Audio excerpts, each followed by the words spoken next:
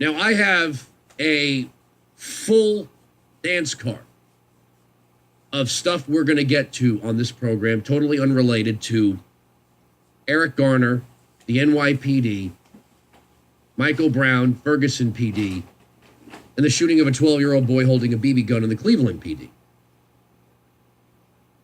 But it is really at the point of fascinating. If you are a conservative, a Tea Partier, a libertarian, a believer in limited and restrained government, to watch the left-wing mayor, left-wing city council, left-wing governor, left-wing president, left-wing future attorney general, left-wing current attorney general speak of the systemic racism here in New York City. This is New York City. Big, blue, progressive, left-wing city.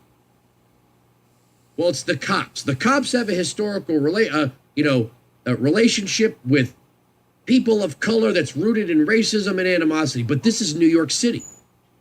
Does not a local police department spring forth from the people and culture of that municipality? Yes or no? Where does the NYPD come from? Who hires the NYPD? Who trains the NYPD? Who regulates the NYPD? Who gives the orders to the NYPD? The way this is being portrayed, you would think that this grand jury was made up of the 16 recent transplants from the South who all happen to be white, male, Christian, conservative, Tea Party, NRA members. This is New York City's grand jury. Now, when people say, do you agree with the decision? How can anyone possibly answer that if you weren't on the grand jury? If you weren't given the grand jury's instructions? If you didn't hear the testimony the grand jury heard? How can anyone say, unless they were on that grand jury, that they agree or disagree with the decision of the grand jury? And if you're going to indict the whole system, who is the system here in New York City? Who is the system in Cleveland? Who is the system in St. Louis? Who is the system in Camden, Newark, Philadelphia, Los Angeles? Who is the system there? I got news for you. It's not the Tea Party. It's not the Republican Party. It's not the conservative movement. It's not libertarians. And it's certainly not the NRA. And if you listen to people in New York speak about New York City, New York is supposed to be the best at everything. New York City is supposed to be the best. So when they say that the police are not properly trained, I go back to the beginning of this. Who trained them? Who trains the New York City Police Department? Not the conservative movement, not the libertarian movement, not the Republican Party, not the Tea Party, and sure as hell not the NRA. As a matter of fact, the New York City Police Department is forbidden from attending and competing in the NRA's National Law Enforcement Police Shooting National Police Shooting Championship, of which I've been the keynote speaker not once but twice. Chicago doesn't send officers. San Francisco doesn't send officers. The NRA offers training courses for police officers, not just in weapons, but in all aspects of police training. And the instructors are people who have years upon years, decades upon decades of both military and law enforcement experience. In other words, they're some of the best of the best. And yet, cities like New York have an attitude like, we don't need these country fried rubes from the NRA. We got this. We're New York. And then when this stuff happens, they turn around and say, bad training. Well, if the training of the New York City Police Department is inadequate, you have to blame the city of New York. Now, if you want to say it's unfair to blame Mayor Bill de Blasio because he's only been a mayor for a very short period of time. Do you know what he did before? It was largely a ceremonial position, but he was the New York City public advocate. His job was to speak out on issues of law enforcement training. This was his job. So they elected the New York City public advocate to become the New York City mayor, and this person is blaming the people that work for him for following his city government's orders. Bill de Blasio and Anthony Weiner, not one of them spoke about reforming the New York City Police Department. Not once. They never once spoke about the ridiculous taxes that were placed upon cigarettes, creating the underground market.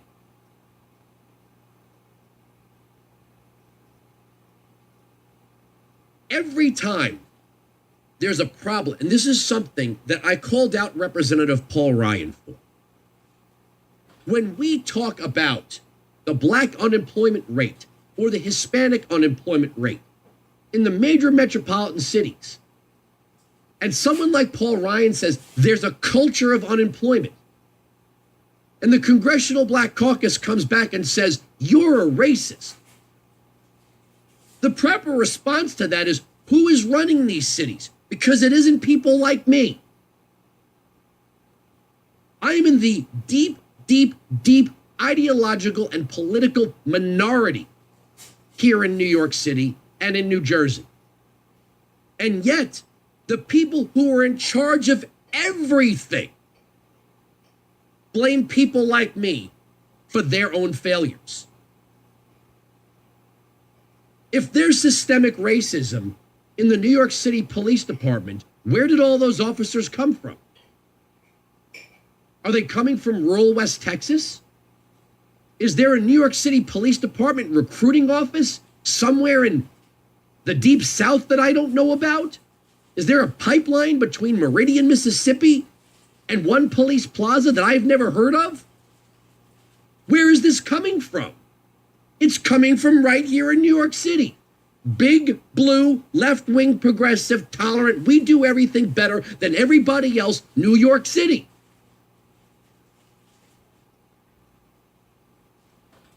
Then we heard this, Sonia Sotomayor, New York City. Loretta Lynch, New York City.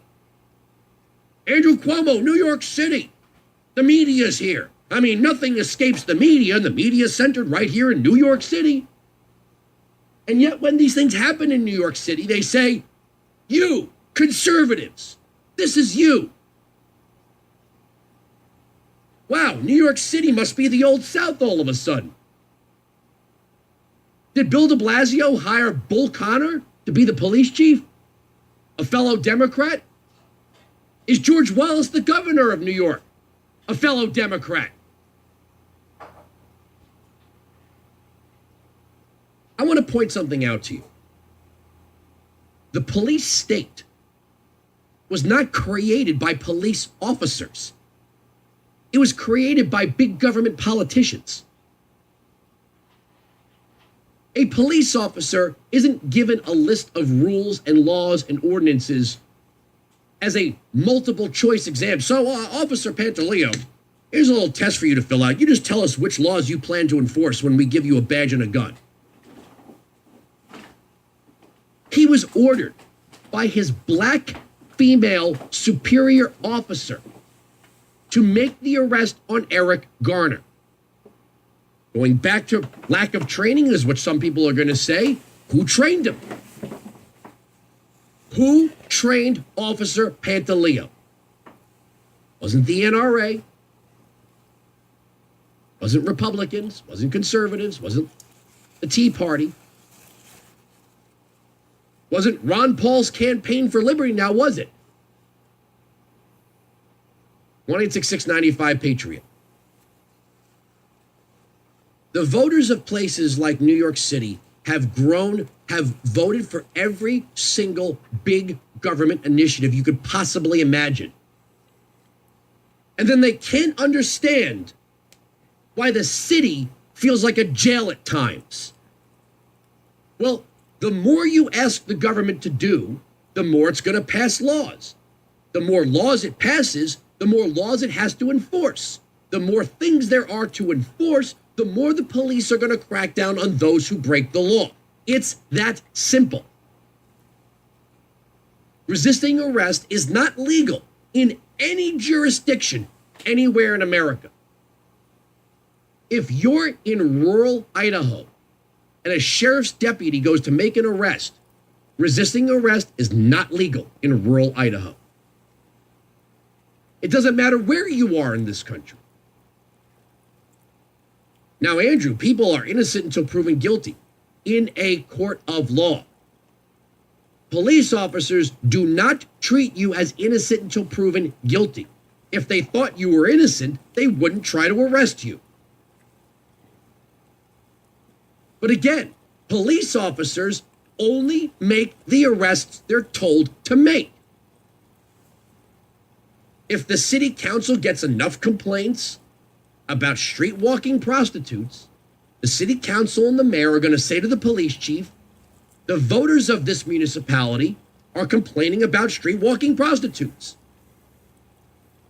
The chief of police is going to say to his captains, who are going to say to their lieutenants, who are going to say to their sergeants, who are going to say to their patrolmen, we are going out on a sweep to rid the streets of street walking prostitutes.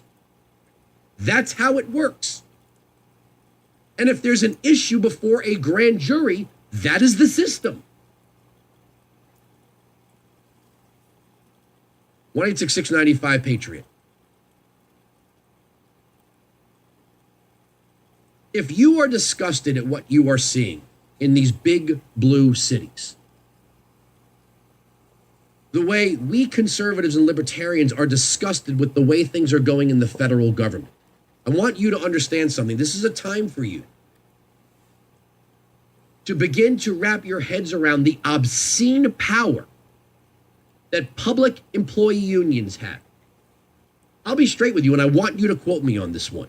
A blind person can thread a needle before a bad public employee can be fired. Do you realize the kind of Herculean effort it takes to actually fire somebody who works for government? Lois Lerner was coordinating with the White House to use the Internal Revenue Service against people who disagreed with the President of the United States. And she walked away with her pension. She walked off into the sunset. This happens every day. This happens every day inside the federal government. You have bureaucrats who coordinate with activist groups to provide them the fire with information to create pressure on the very agency they work for to orchestrate a political outcome. Now, granted, nobody gets choked to death in that, but still our rights are being violated when that happens. 1-866-95-PATRIOT. We all love to blame the TSA. That TSA agent, he or she is doing what they're told to do by the Department of Homeland Security. Who does the Department of Homeland Security answer to? Barack Hussein Obama. One 866-95-PATRIOT 957-2874. Big government has two hands. The open palm holding out the free stuff you asked for, and the clenched fist of the police state. If you let your government tell you you can't have salt, you can't have trans fat, you can't have 16-ounce sodas, you have to send your children to publicly regulated schools and ride publicly regulated transportation, guess what?